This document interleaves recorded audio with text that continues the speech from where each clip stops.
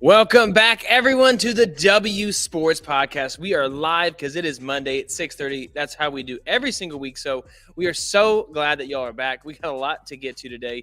Jimothy with Tubby, the best co-host in the business, is back. What is up? Still repping the Oklahoma. I'm grateful. And is that basketball?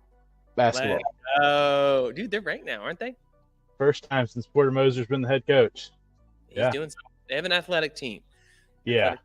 That's really all you need in college basketball. It's athletic, and you can go a long way. They actually have a big man this year. Mm-hmm. John Hughley, 6'10". And the thing is, I've seen that guy take a power forward off the dribble also, but he's also can play back to the basket. I was like, oh, they got something, cooking down. A round of 32 exit coming up. I'm just kidding. I'm already thinking down on it. That's just how OU does in the tournament if Buddy Hield's not playing. But hey, repping OU basketball. So today we're just not going to bury the lead. Hey, so welcome back everyone again, and we want your thoughts in the chat today. So as you're hanging out with us, make sure you put your thoughts on the College Football Playoff Committee. That's what we're talking about, and we're going to go over a little bit of the games here and there too.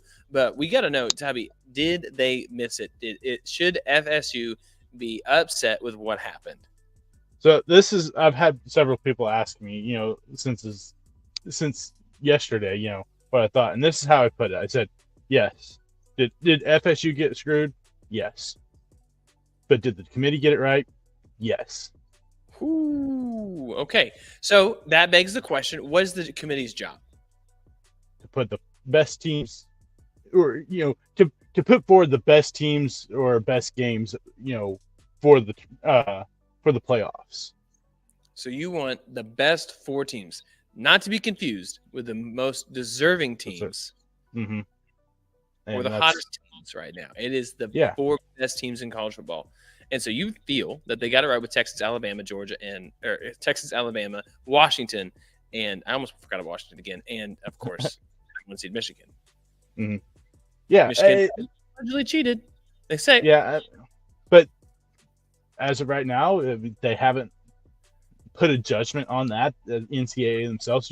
So you can't hold them out if you haven't, made a judgment on whether or not you're going to suspend or what all you're going to do once all the evidence has come forward. I will say, for most people, I think the argument was between FSU and Alabama for that final spot. For me, that's not what it was. For me, it was either Georgia, FSU, or Texas for that final spot. I had Alabama, even though, yes, the head-to-head does matter to a certain extent. There's more criteria than just the head-to-head. And for me, looking at it, Alabama had the best win. They beat number one Georgia. They had more top 25 wins than Texas. They had a higher strength of schedule, a higher strength of record, a higher FPI rating, everything outside of the head-to-head. I think Texas had the hardest or best strength of schedule record or something like that. What was it? Strength of schedule ranking? No, Texas was still ahead of them. Oh, that's what I'm saying. Texas. No, I mean Alabama still had the higher strength of record. I think it was if I'm not mistaken, it was Alabama was at 5 and Texas was at 7 when it came to strength of record. Oh, okay. The last time I checked, but still, I mean, it's like the head-to-head matters, and also I think there's so much context that people leave out when you're looking at that head-to-head. Because if your argument is, well, Texas beat Alabama. Okay, well, Oklahoma beat Texas. So does that mean we're better than Texas? I mean, they won. Yeah, and so you can't make that as your only argument when everything else points towards Alabama. And so that's where I came up with I felt like Alabama should have been 3, and then the argument was between those 4. And honestly, those other 3. And honestly, if I was putting the best 4 in there, Georgia would have been 4th. But with Texas have beaten Alabama, I think it gave them the trump card because of common opponent. You lost, and they beat them. So that's where I think it's okay that they put Texas in there over Georgia. FSU, if everything played out right and Jordan Travis didn't get hurt, you're 100% in. But there was also another area where if, say, Brock Glenn went out there and say they put up 28 points against Louisville, I think probably would have got them in, showing that, okay, at least we can move the football on offense.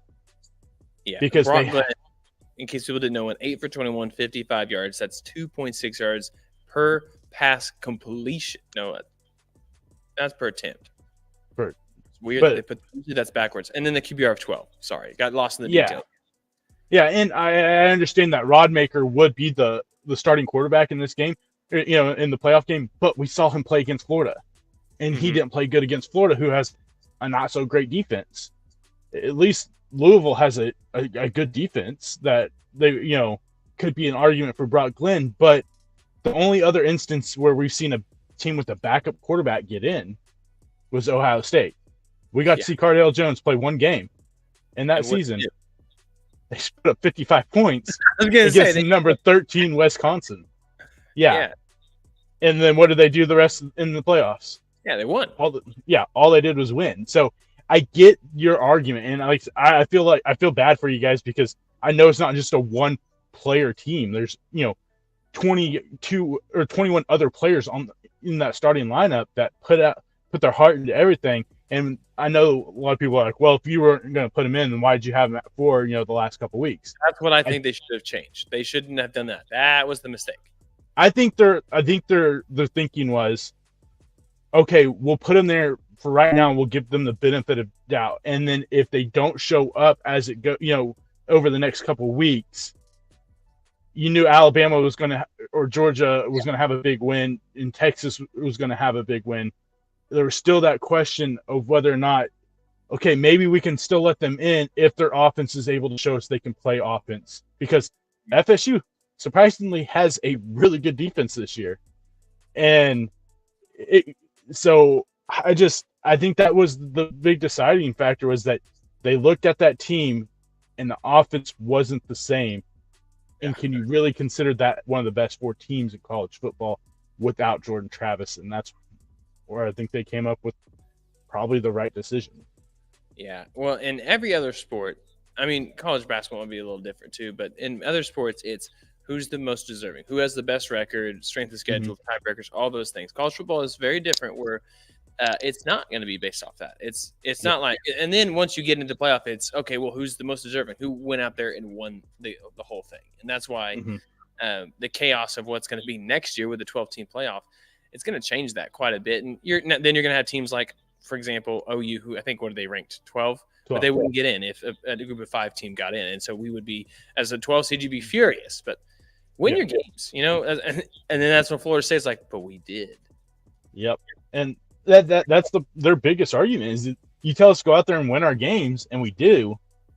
It's hard. I mean, I 1,000,000% understand their argument and their grief with everything's going on, because they did exactly what you asked them to do.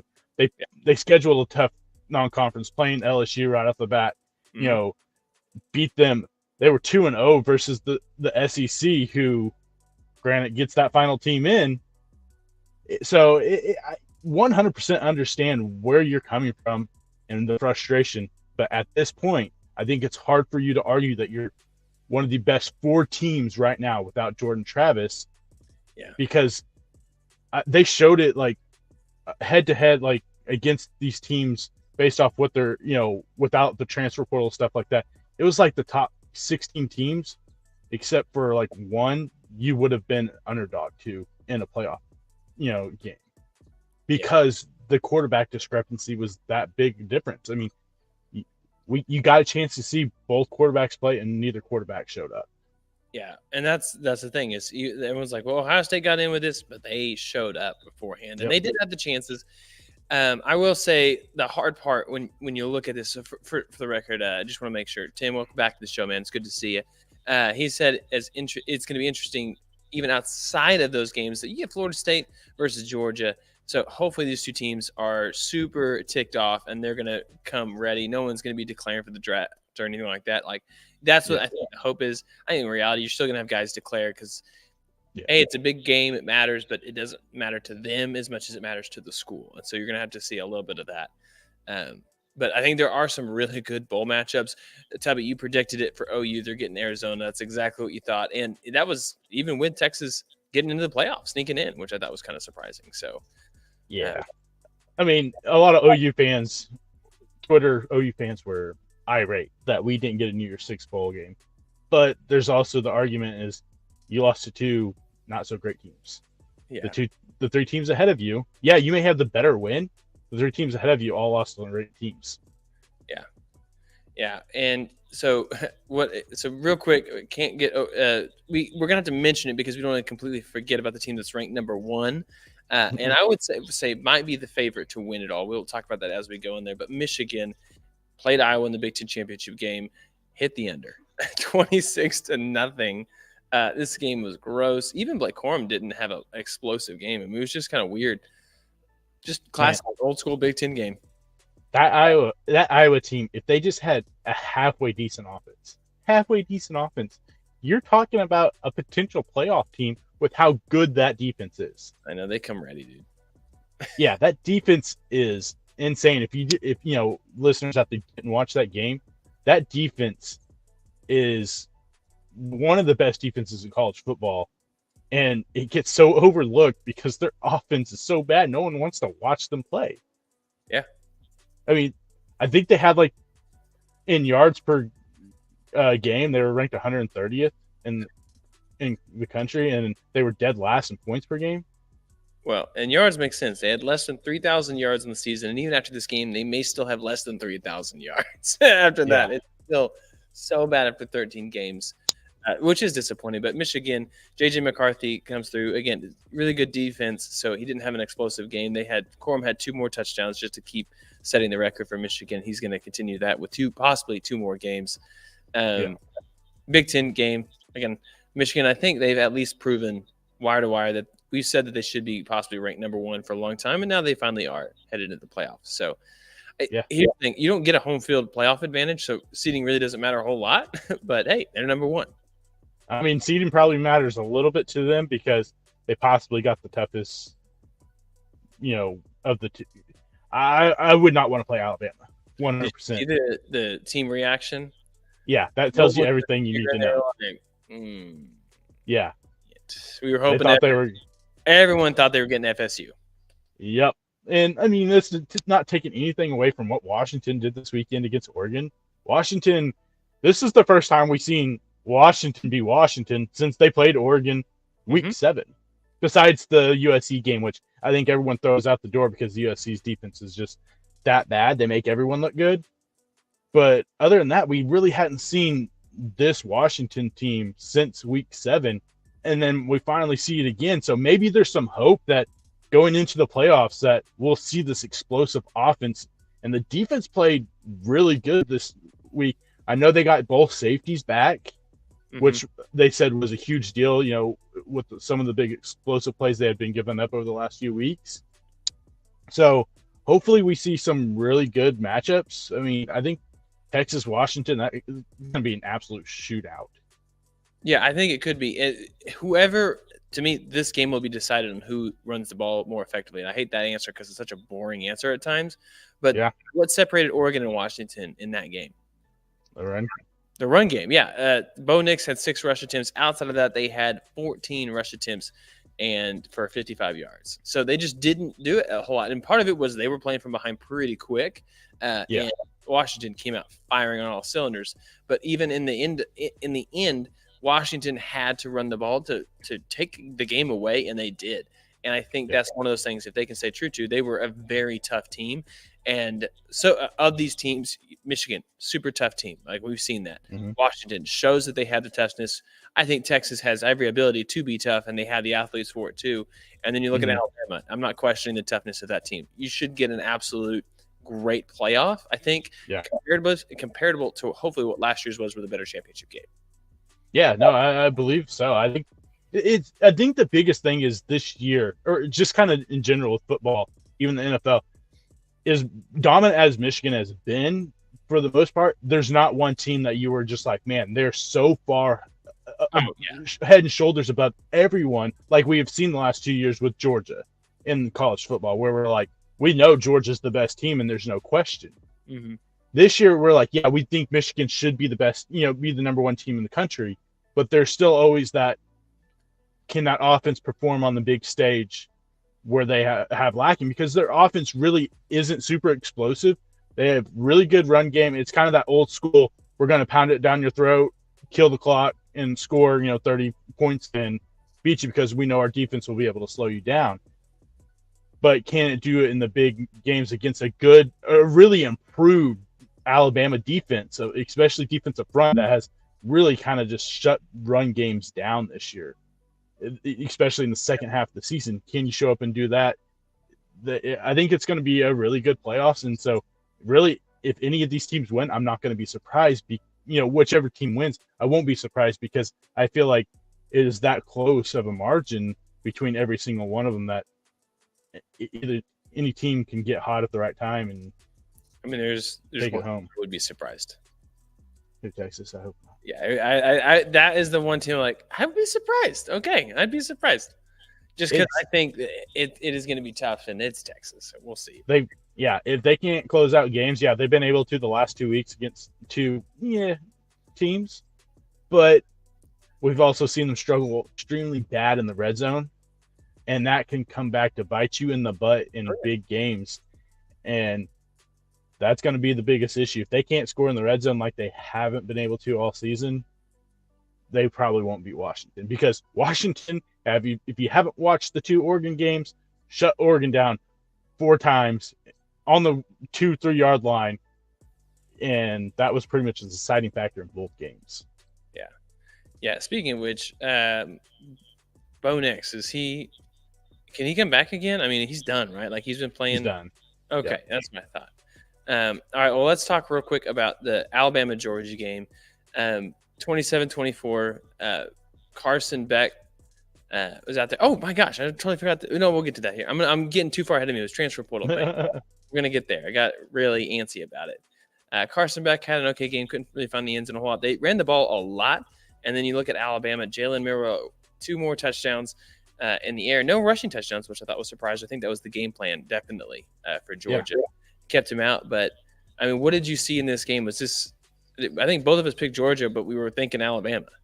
I picked Bama. I did pick Bama. I remember which one was which, but I don't know. It kind of, for me, kind of sums up what we have kind of thought of Georgia this year, where we're like, we think they're good, and we think they finally turned that table, that corner where we're like, okay, we can trust, Carson Beck, and we can trust this offense to really go out there and do what they need to do.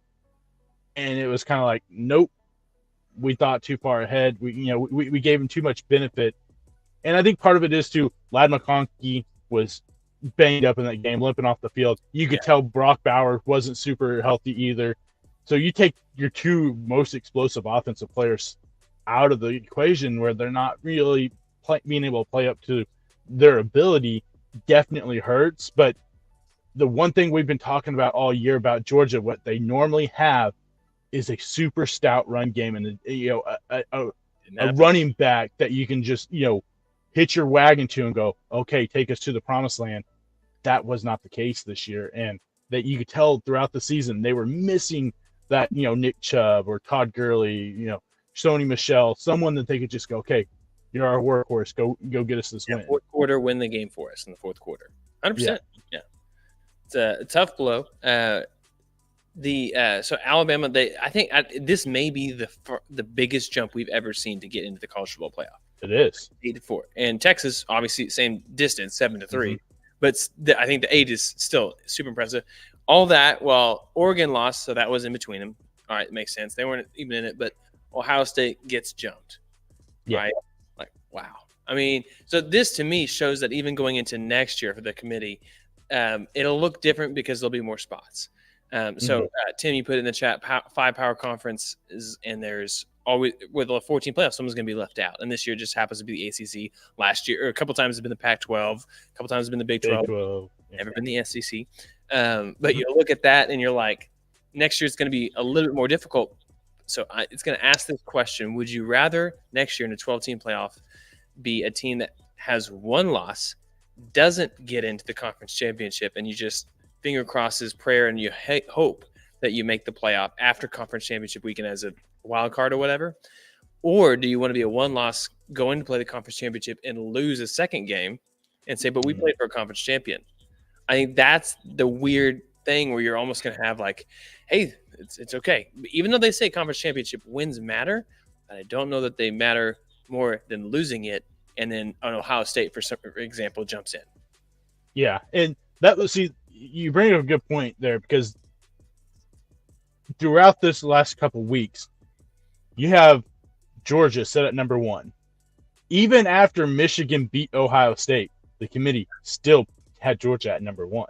Crazy. So it tells you how much they thought of that win for Alabama, that they beat Georgia, who obviously to them was clearly the best team in college football. And you're like, okay, if it's that big of a win to pull Alabama up, why should Georgia drop out?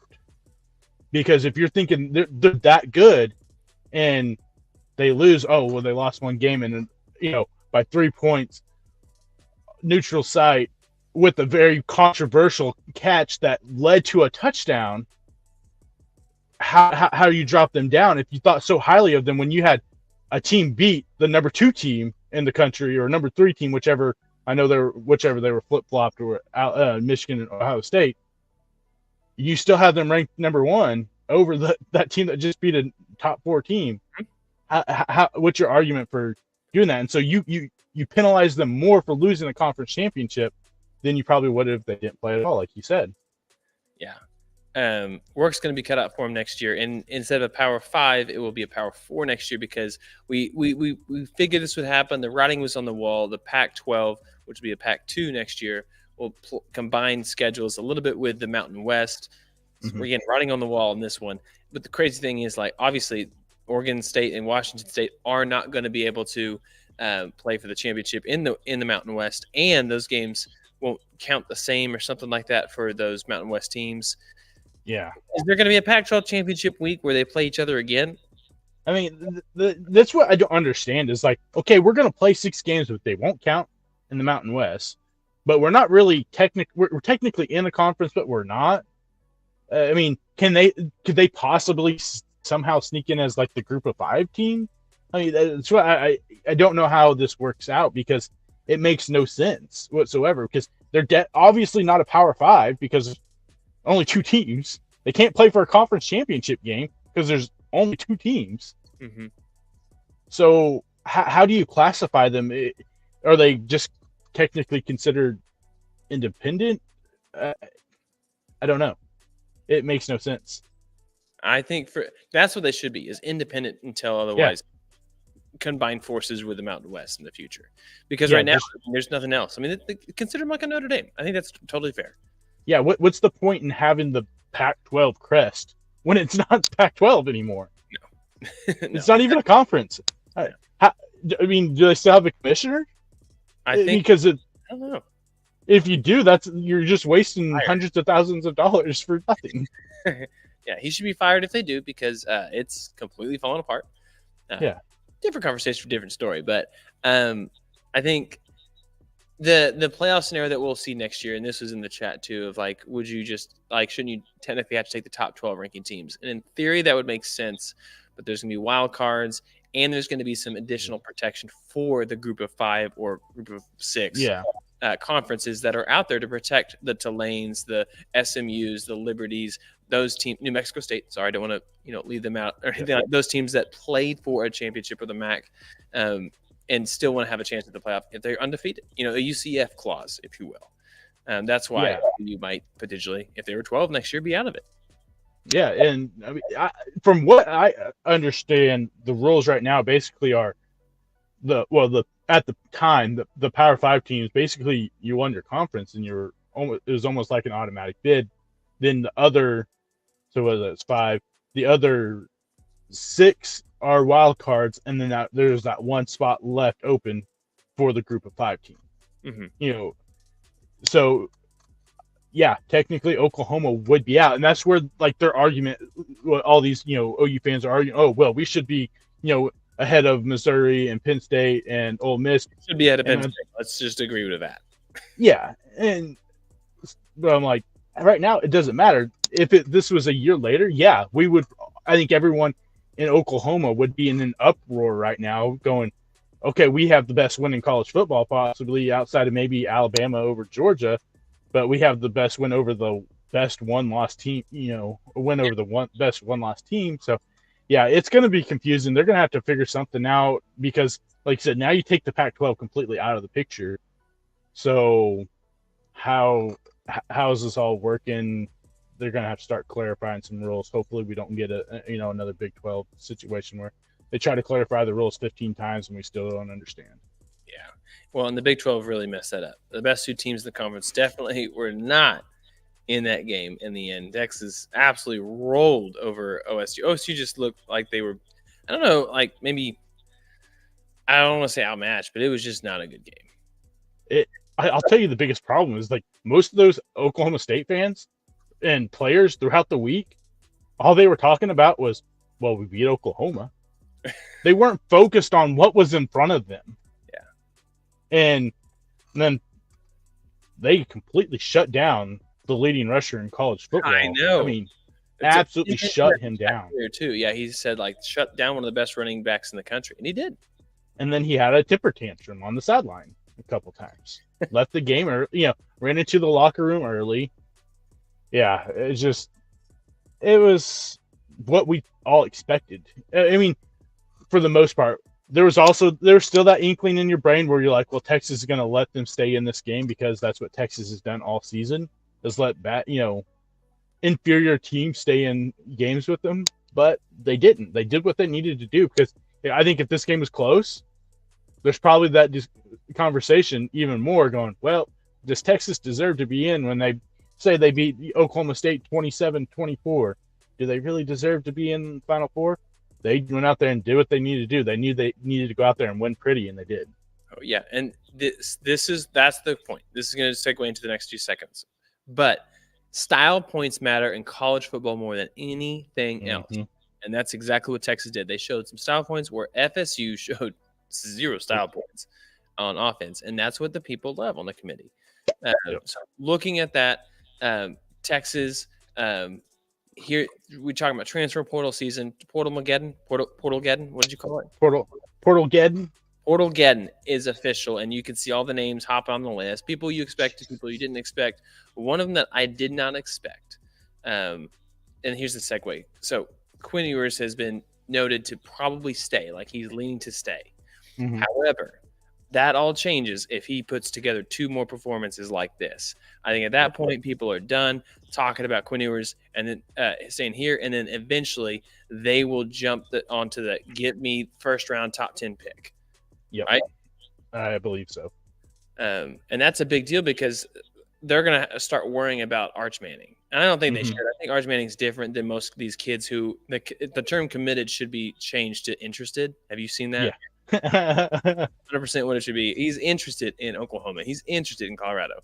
But I think Arch Manning is different. I don't think he's going to go anywhere. But you start to wonder, like, Quinn, if you stay, like, what does this mean for Arch Manning? And is he going to want to play next year? Or is he going to want that extra year of, competing for playing in an injury game, stuff like that? Yeah. Yeah, no, that's definitely. I've seen reports saying now he's perfectly happy with where he's at right now. And that's the key word, right now. And like you said, I have the same feeling that the way Quinn Ewers has played the last 2 weeks, if he couples that into 2 more big games and wins a national championship, I don't think there's any way Quinn Ewers is coming back.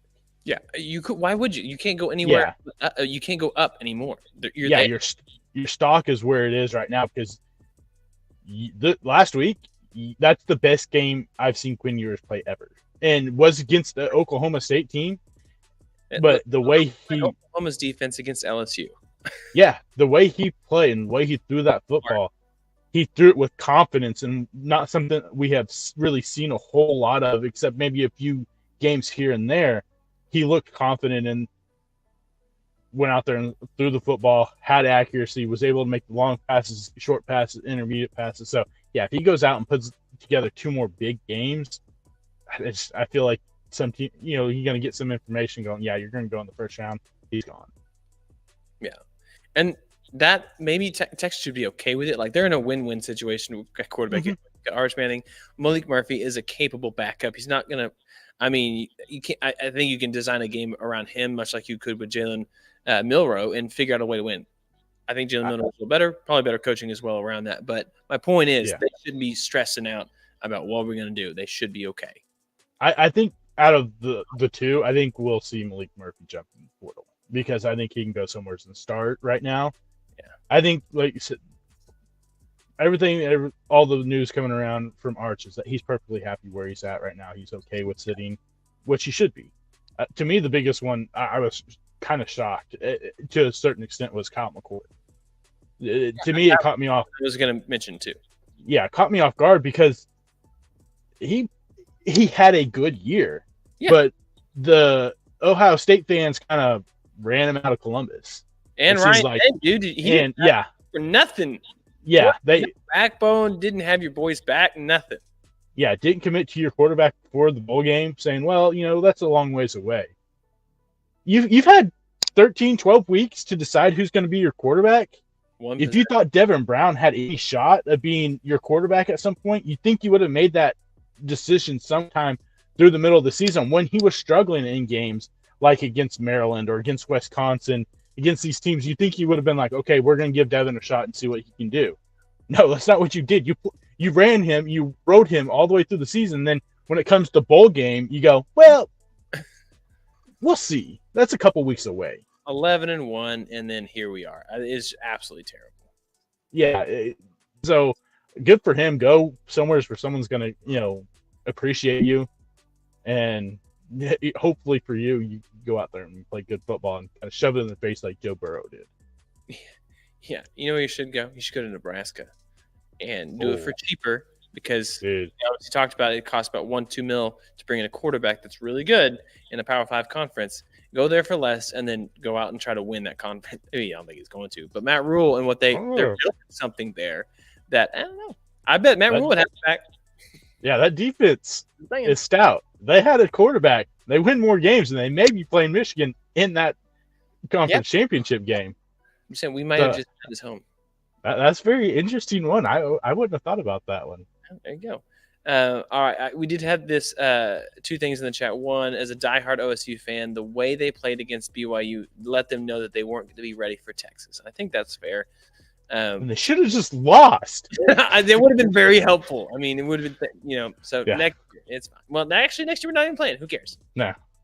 The other one was James in the chat, not me, a different person in the chat asked, how much would you be willing to bet Florida State plays any of those top 4 teams that they could win it? And here's the thing. He said he even better question was, do you think Georgia would win against any of those 4 teams? Because he feels that Georgia is the absolute best team in the country and would win those. So that's the question here. Top 4 teams, that's what the committee put in there. But how many of those 4 teams does Florida State beat in a game, and how many of those 4 teams does Georgia beat? So if we're talking right now, Florida State beats none of those 4 teams. Because they just don't have the offense. They have a great defense, and their defense would keep them in the game. But you scored, 16 points against Louisville, and you had 1 touchdown that came off the back of a 73-yard run. Yeah. After that, besides that, you couldn't hardly move the ball to save your life. Yeah, that's fair. Georgia, I think, is a different, discussion. I think Georgia would have a legit chance against every single one of those teams. If I had to pick a number, that's tough. I agree. I think Georgia is one of the best 4 teams in college football. I think they would beat. Honestly, I think they could beat 3 of those teams. I think the only team they can't beat is Alabama. Huh? I think the only team they can't beat is Alabama. I think here's my thing.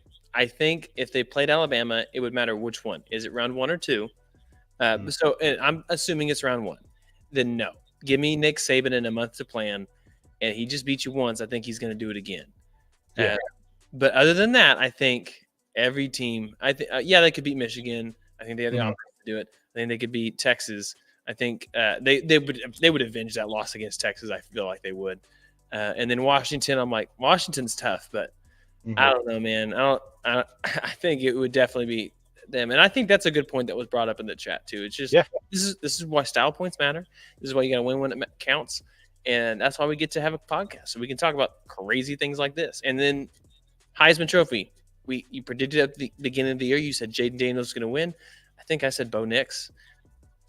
And also, if you go back and look, we actually had 3 of the 4 because your dark horse pick was Marvin Harrison Jr. It was. And if I remember correctly, you said, I don't think he can win, but he's going to play well enough to at least get a seat in New York. I did say, yeah, this is why we keep those receipts. Come on. Yeah. The only one we're missing is Sam Hartman. No. But yeah, 3 out of the 4. I'm just saying. Yeah. It's a dark horse. No one thinks. Yeah. I think you're right. It should be Jayden Daniels. Without that team, that's not a 9-win team. That's not even a bowl team. Bo Nix, I think, would be third only because he lost to Penix twice, and I think that's going to matter. Yeah, but see, the thing is most of the voting happened before that last game, and where everyone was at that mix, it was almost kind of like a neck and neck race between Jayden Daniels and Bo Nix, and then that game happened, and I think the rest of the people that still had their votes were like, Jayden Daniels, it is.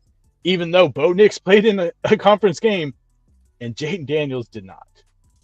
Yeah. You punished him for playing in a conference championship game, essentially. Oh, man. But he went 0-2 against the same team. It's what Caleb did last year. Yeah, no. But Caleb Williams won. The college football circle is amazing. It's so much fun. Yeah. But the whole, the whole, amount of loss thing, I understand it to a certain extent, but people saying, well, Jayden Daniels lost 3 games this year. He shouldn't win. I think it's crazy because all 3 teams that he played were all ranked, and he can't help that his defense was one of the bottom tier defenses in college football. He put up 50 touches. He put up numbers through the regular season that were better than Joe Burrow, and Joe Burrow won. Yeah. How can you knock the guy for what he did? And I don't know offensively that they have the same talent that Joe Burrow did. No, absolutely not. So I think it should be him. So we got 3 out of 4 of those that are going to New York. We got 1 out of 4 apiece for the college football playoff. Hold receipts on that one too. So you had Georgia, LSU, obviously because of the Jayden Daniels, Michigan. There you go, and Clemson. Yeah. 8-4. That one's the one that I think that's the one that hurts. Not the 3 lost LSU. The Clemson one. 8. The Clemson one. I had similar. Tennessee was mine. Right, they were out of it before they were in it, and that's it's the same thing with Clemson. Were you even in the discussion after week 1? Yeah.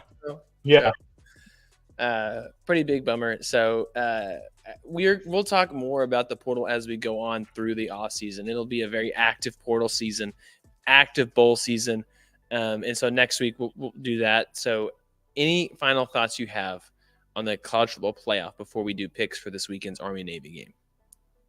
Nope. I think I've said all the piece I need. I think it's fair. That's fair. All right. So we got Army-Navy. Both teams this year are 5-6. Game is, of course, in Philadelphia. Or no, it's in Foxborough this year in Massachusetts. I'm sorry. Last year was in Philadelphia. The weather should be fine. It's not going to be snowy or anything like that, which I always think is the best when it is. But who you got in this game? Army's favored by 2.5, and Army has been on a hot streak lately for this game. I'm going to pick based off of who I think's uniforms are cooler.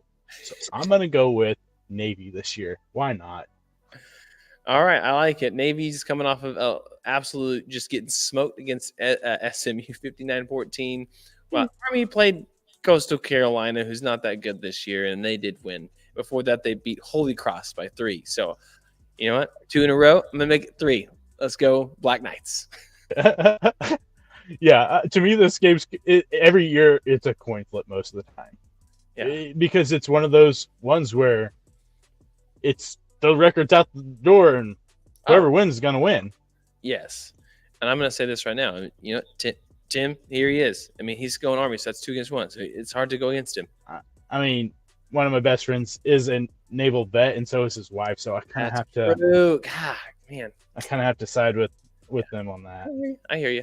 I hear you. So we'll get into more predictions as we get into bowl games. We'll break them down, all the transfer portal news as it happens. But we're going to go ahead and transition to some of the NFL. And yeah, 6 teams on bye this week, so not a whole lot happened. It was kind of a snooze fest. There was a game. I didn't get to watch a whole lot of especially the first games this week. And so I hear someone say, yeah, Patriots gave up 6 points. Who'd they play? Chargers, right? Chargers got 6 points. So in my mind, I thought Chargers just lost. Nope, 6-0. Got the dub. That's right. That's what it's all about. So the NFL's been pretty boring. Yeah, so obviously Mac Jones isn't the problem. Bailey Zappi couldn't move the football to save his life. I think it's time. Yeah, Bill's gonna have to. I think this is it for Bill. I think Belichick's on the way out. I'm sure he'll probably. Yeah, I mean, I'm sure he'll catch on somewhere else. I'm sure someone will give him another shot. Cleveland. Cleveland. Could you imagine at this point? Yeah. Right back where it started. Full circle. It would be great. That would be hilarious. You did see another game to hit real quick too is the Lions up 21-0, looking like they figured it out. They're clicking again, nearly blow it all to the Saints, who are just not that great this year, of course. Only to hold it out and to get the win. I think they're at 9 wins now. So I mean, yeah. How real is this Lions team? How legitimate can they make? I'm going to make this preference. Can they make a run to the NFC Championship game? No. Okay. All right. Then. You asked me like 5 weeks ago, and I literally on. We had a title that said they were the best team in the NFL. And then all of a sudden it was like a switch flipped, and they're like, "Well, we can't stop the run now. Our pass rush stinks." And Jared Goff's just going to keep turning the football over all of a sudden. Yeah. The offensive corners aren't playing very well either in the secondary. Yeah, that was their big. That was the biggest hole throughout all offseason with that team. You trade Jeff Okudah, who ends up tearing his ACL or Achilles, whatever, with Atlanta before the season started, but you replace him with Cam Sutton, who had a breakout year the year before with Seattle or with the Steelers to get his contract, and then I don't even know who the opposite corner is now. That's how bad. It's just you did nothing to fix the problem. You just kept when you had a chance to draft a Christian Gonzalez or Emmanuel for someone in this draft with a pretty hefty, decent amount of corners in this draft. One of the higher strengths of the draft for sure. And you draft a running back and a linebacker, which nothing against Gibbs. Gibbs played good. Yeah. Jack Campbell, he's played good, but you missed your biggest hole. Yeah. That's the thing is the Lions have not historically been good at drafting. Matt Stafford, Calvin Johnson, absolute smashed hit those. But Jameson Williams really has not panned out well yet. I mean, that's just the long list of they haven't quite done it well. I don't know who is the one who's responsible for this for the Lions, but they should really consider it. And I would say Jahmyr Gibbs has done well. 117 carries, 600 yards, 5 touchdowns on the ground. I don't know if he has any receiving touchdowns. No, he doesn't. No. But he does have, what is that? 200 receiving yards. So he's doing a good job. Well, how do you think that compares with Bijan? Oh, I don't know. I know Bijan there for like 5 week span, basically seen the field like 50 times, if that. I'm going to say again. Yeah, they finally started giving. I mean, they gave him the football 1 week, then they win, and I don't know. Rushing yards, I'm not sure how many Bijan has. I'm going to say he has 556. That's just a random number. I know he has a decent amount of receiving yards. So he did catch one pretty good pass at least. I know, but anybody on their bingo card have them beating the Jets 13-8? God, what is wrong with the NFL? They need to figure this stuff out. This is terrible. On the year, he has 750. More. This is bad. And he has 266 yards receiving and 6 total touchdowns. So the number was 8 pick and then the number 12 pick. Neither of them.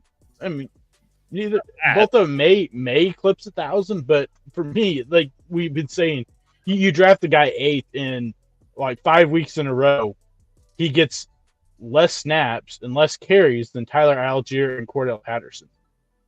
Make that make sense? Doesn't. You remember the coach in the 80s I can't remember his name, for the Grits Blitz Falcons team. You know what I'm talking about? When they did with all black uniforms. Let me pull up his name real quick. Yeah. Grits Blitz Falcons. Not gonna. Coach. He used to wear. He was a short guy. He used to. I think it's him. Lehman Burnett. Bennett? No. I should really know this. Why is there no photo? This is an insane. What are we doing, people? So the funny thing is about this, the Jets, is that now they're trying to go back to Zach Wilson, and Zach Wilson is hesitant on playing.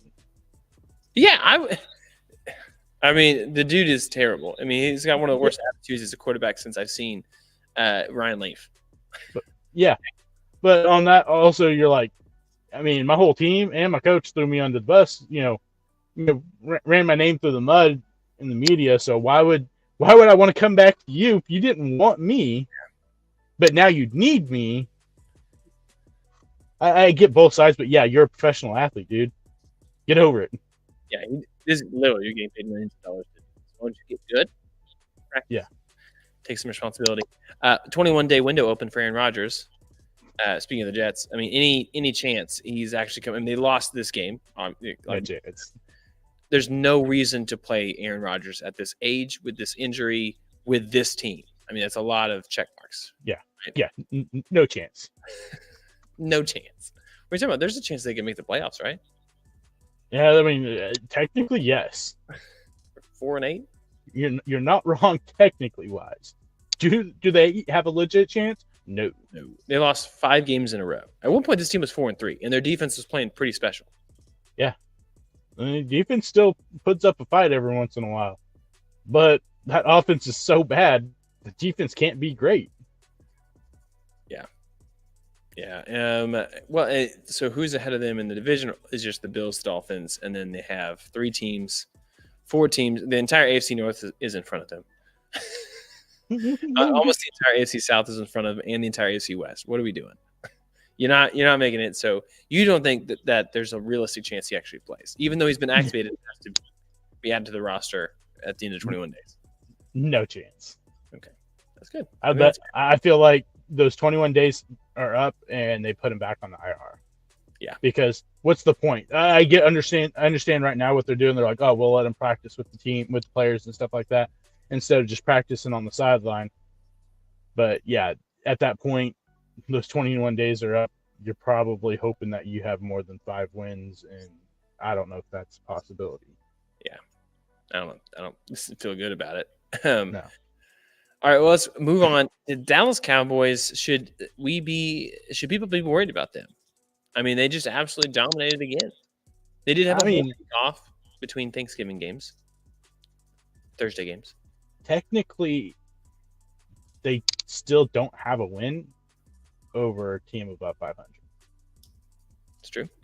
The Seahawks were above 500 at that point, but now you took them below 500. Or at 500 at least. But I don't know. I feel like this team is, we're like, oh, their defense is so good. Well, your defense just got bullied. I mean, DK Metcalf absolutely destroyed your second. Some great teams.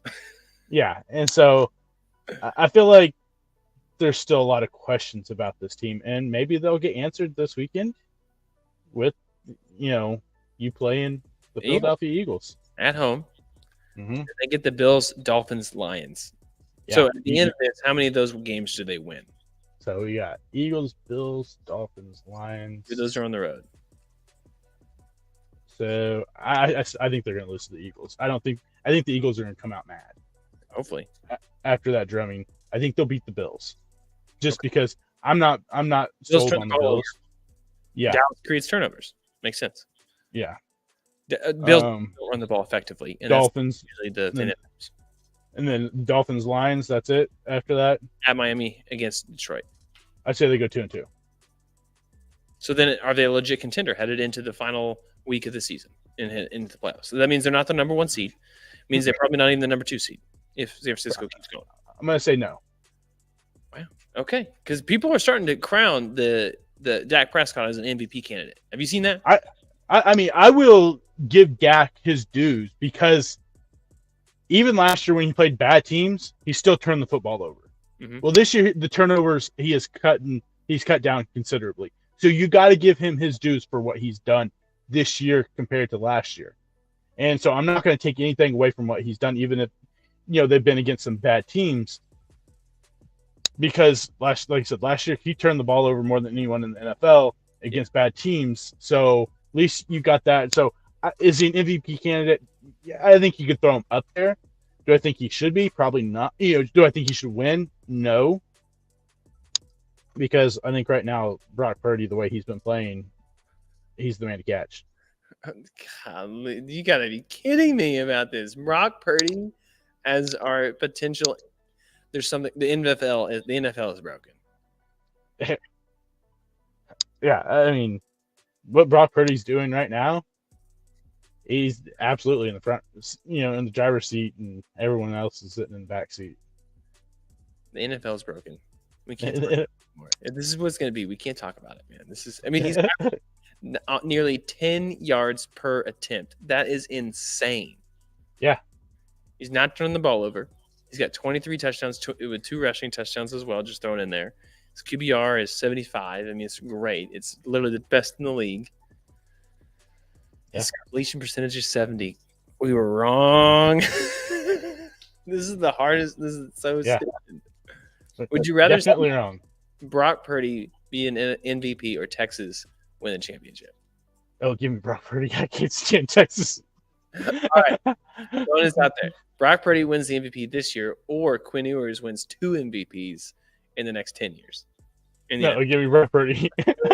I like it. Okay. That's fine. All right. Yeah, no. He's in the NFC. I just figured, as a Packers fan, you'd be like, "No, man. Yeah, I'm good. You can win it. I don't care." No, that's how much I have a disdain for Texas. Yeah, that makes sense. So, let's talk about it real quick. The San Francisco 49ers, 42-19 at Philadelphia, smacked them around. Jalen Hurts he didn't have a terrible day. He just out of sync, out of rhythm. They didn't get anything going on the ground game. And again, I don't know who's been saying it, but apparently running game is pretty important in the NFL and college football. And so eventually Marcus Mariota got some playing time. So there you go. Yeah. This is a game that you circled and you're like, yeah, we're going to get to see a good NFL football game. Yeah. Nope. They just absolutely got drummed at home. Yeah. And, I mean, we had security getting kicked out of the game in this. I thought at that point, it was heated. Dre Greenlaw gets the penalty and gets thrown out of the game. I was like, oh, Philadelphia's built that momentum. And then all of a sudden they're like, nah, Big Dom's got to go too because he pretty much instigated the whole thing. Yeah. If he doesn't step in and shove Greenlaw back and say a few expletives to him, none of that happens really. And Drake Greenlaw probably stays in the game too.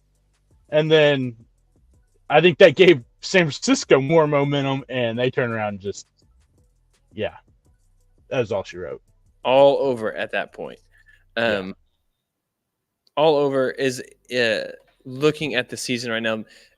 Whose season is more over, the Browns or the Bengals? Bengals are playing right now, by the way. Bengals. Right. I mean, Jake Browning. When was the last time he was good? Can you name it the year that he was good? Oh, 2016. Bingo. That was almost a decade. What was going on in the world in 2016? That was the last time he had a really successful season. He took that Washington Huskies team to the last time they had been in the playoffs, and they got absolutely drummed in the playoffs. Yeah. It's not looking good for that team, and it's just a wasted season, kind of like what the season has been for the Cardinals. Wasted season for Bryce Young and the Panthers, already eliminated from the playoffs, so I don't know if anyone saw that coming. Yeah. Broncos continue their winning. Broncos win streak. Was snapped against the Texans. That's what I meant to say. The Texans win again at 7-5. More legit contender right now. And this is going to sound like a silly question. You have the Texans at 7-5 with CJ Stroud, or the Colts at 7-5 with Gardner Minshew. Oh, you give me CJ. And that's even without Tank Dell, which that sucks. I mean, but I still feel like they have a more. I'll take the better quarterback in the situation. Give me CJ. Yeah. Okay. That's fair. I like CJ too. I think he's looking like the real deal. uh, way more so than Bryce Young. Bryce Young has also had the injuries already, and so that's the thing. I'm like, man, we'll have to see. All right, Yeah. so Sunday night football game. Your Packers versus my Chiefs. You said Chiefs are going to win. I was like, probably. And what did we see? We saw two teams just run the football like crazy and kill the clock. What was there, six possessions in the first half? Yeah. Which we got to see the running games, but we saw two bad run defenses, and we saw a Kansas City team that has no downfield threat. That's it right there. And part of me, and some people were complaining about the calls. So first off, I don't think it's so technically under the definition of unnecessary roughness. Technically speaking, that hit is unnecessarily rough. I don't have a problem with it. Pat could have gotten out of bounds quicker. He could have slid. He didn't. You know what? He literally, I don't think he was out of bounds right before the hit happened. I'm fine with it. I do wish the guy would have wrapped up. I think that makes for a just absolutely filthy hit. Probably, he definitely would have been flat. Then the pass interference, good no call. Why are you throwing to MVS? He wasn't going to anyway. That's what I said. I said he wasn't going to catch it anyway, so it doesn't matter. Yeah. But the ref goes uncatchable. What are you talking about, ref? It was in my hand. Yeah, uncatchable. He ain't catching it. What are you talking about? Yeah, you couldn't catch that one. Yeah. So. And then you can't call pass interference on a Hail Mary at the end of the game. No. I mean, did Kelsey get shoved in the back? Yeah. But you can't leave it to that. Yeah. No, you can't. Yeah, exactly. You can't leave it to a Hail Mary. And like the play before, I was like, what did we just see? It's 3rd and 8. Patrick Mahomes snaps the ball and throws it 15 yards over MVS's head on the sideline. And it's like 2-yard route. It's not like he was like 10 yards down the field. I was like, he probably ran the wrong route. Yeah, I was like, okay, hey, at least you didn't stand there and try to make something happen, run out the clock, and you have a chance at the end zone. But yeah, no, this is a different type of situation with Kansas City that we haven't seen in recent years. Is Pacheco? They don't. Haven't seen. Yeah, Pacheco. Peters, I think. What? Marcus Peters, I think, was the last Chief I remember getting kicked out. Get kicked out. Yeah, he threw the left hook. I mean, yeah, what their biggest pass play was 27 yards, and it was to Travis Kelce. That's the key. Biggest pass play outside of your tight end, 16 yards. Yeah, it's just they thought they had their big downfield threat with MVS, but we know the drops are there, and that's what's been plagued him his whole career. Other than that, it's like you got Rashee Rice, who's really good at these intermediate possession type catches, but you just have no one to take the top off. Exactly. You have a Juju Smith-Schuster type guy with Rashee Rice, and Juju probably is better, but like that's the type of routes. That's what he's doing. MVS has 17 catches this year, so it's absolutely terrible. They're 8-4, and the Jags play right now, and they could be 9-3 after today. And you think about what the Chiefs' road through the playoffs could look like if they legitimately want to go to the Super Bowl. This right now doesn't look like a Super Bowl team, even though I still think they have the best quarterback in the game. I think what the Packers have shown us this year, and we alluded to it last week, that I think they're figuring out that there is, how the Cardinals have the Cardinal way in baseball. I think the Packers have the Packer way in football, and it says we're going to draft a quarterback and let him sit. He's going to come from Cal. He's going to come from Utah State. He's going to come from where did Southern Miss? Southern. Well, they didn't draft Favre. That's true. The Falcons did, but point stands. They're not looking for the QBU guy, right? They're looking for a guy. Let him sit. Let him figure it out. And when he has the opportunity, we're going to do it. And I'm not saying Jordan Love is going to be Aaron Rodgers. I'm just saying I think that way versus the Panthers way that they're doing with Bryce Young, and again, we're seeing it with C.J. Stroud, and he's doing great. I'm just saying, with as terrible quarterback plays we've seen, maybe the Packers are onto something with Jordan Love. Are you feeling more confident with him? I never wavered on my confidence with Jordan Love. I know a lot of people did. I said it throughout, even when they were playing terrible football. I was like, a lot of this is not on Jordan Love. A lot of it was on Matt LaFleur, the way he was calling the games, the way they were starting the games. And now it's like, oh, Matt LaFleur is like, oh, I have confidence in you now. I'm going to let you, I'm going to open the playbook even more.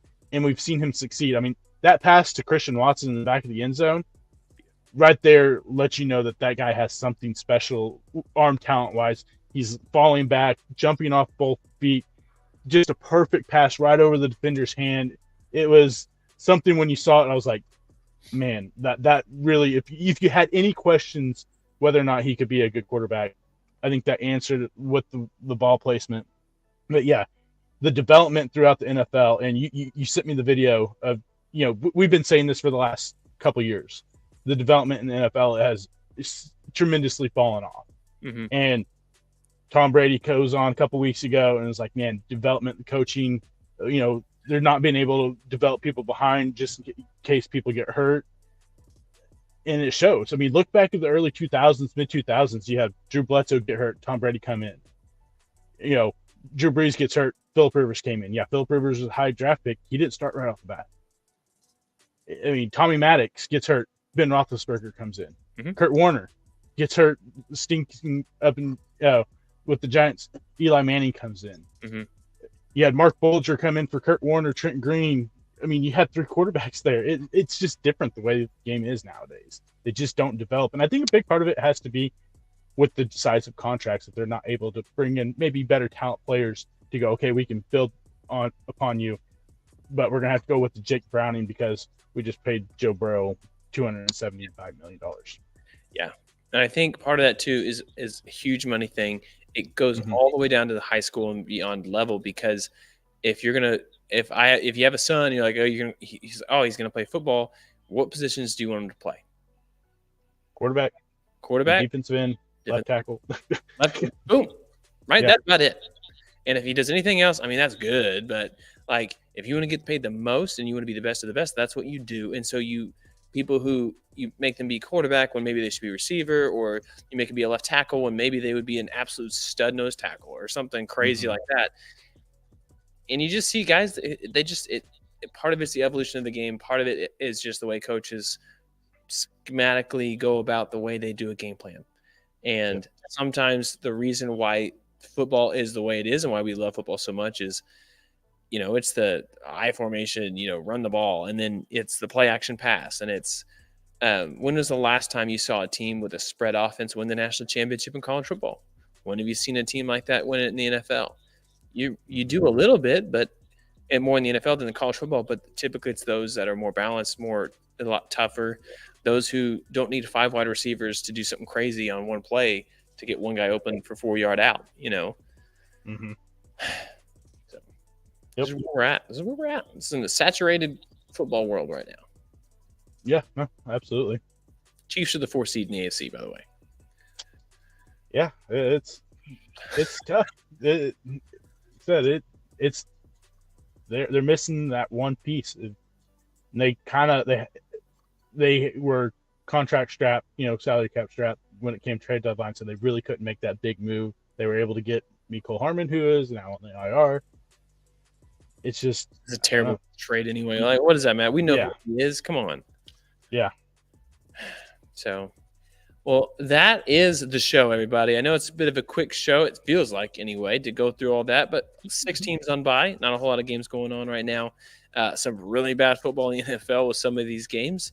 And then in the college football world, it was championship week. So sometimes that's what it alludes to. But we want to know, as you are watching this show, maybe later on, or just comment on it, who you think the top 4 should have been and the committee should have picked, who got snubbed, how do you feel about FSU, things like that. We'll follow up with you in the comment section. So make sure you do that wherever you are consuming the information. And as always, we appreciate you guys watching the show, hanging out with us, downloading the podcast, whatever it is. Thank you guys so much. We cannot wait to see y'all next week. Till then, we'll see y'all next week. See that double up there. See ya. See ya.